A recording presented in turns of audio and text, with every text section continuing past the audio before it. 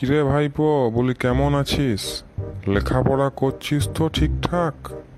আর বললো না কাকা, লেখাপড়া ছাড়ি দিয়েছি। কেন রে, লেখাপড়া ছাড়লি কেন?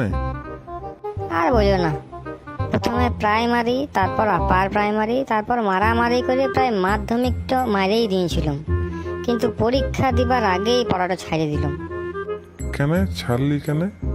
কেন মানে মাস্টারদের কথাবার্তা শুনে আমি কনফিউজ হয়ে গেলাম। কেন কেন মাস্টার আবার কি করলো? কি করলো মানে, এক একটা মাস্টার একই জিনিসেরই অন্য অন্য নাম বলছে। জিনিস একটাই, এই মাস্টার বলছে ইটোর মানে এই, ওই মাস্টার বলছে ইটোর মানে ওই, সেই মাস্টার বলছে ইটোর মানে সেই।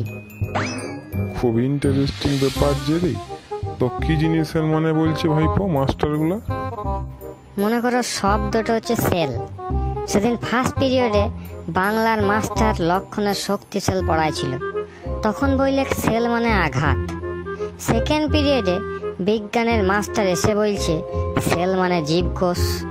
থার্ড পিরিয়ডে ফিজিক্সের মাস্টার বলছে সেল মানে ব্যাটারি। ফোর্থ পিরিয়ডে ইতিহাসের মাস্টার বলছে স্বাধীনতা সংগ্রামীদের আন্দামান জেলে সেলের ভিতর রাখা হইতো। তখন আমি ভাবলাম, সেল মানে যদি জীবকোষ হয়, তাহলে উটোর ভিতরে মানুষকে ঢুকাবে কি করে? আর পদার্থ মাস্টারের কথায় যদি সেল মানে যদি ব্যাটারি হয়, তাহলে ওয়ার ভিতরেই বা আসামিটা কি করে ঢুকবে? তখন দাঁড়ায় পড়ে প্রশ্ন করলাম, স্যার সেল মানে কি? স্যার বললে সেল মানে জেলের ছোট কুঠুরি।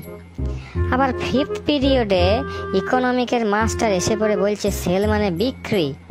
সে গেল। আবার সিক্স পিরিয়ডে ইংরেজি মাস্টার এসে পড়ে বলছে সেল মানে মোবাইল ফোন।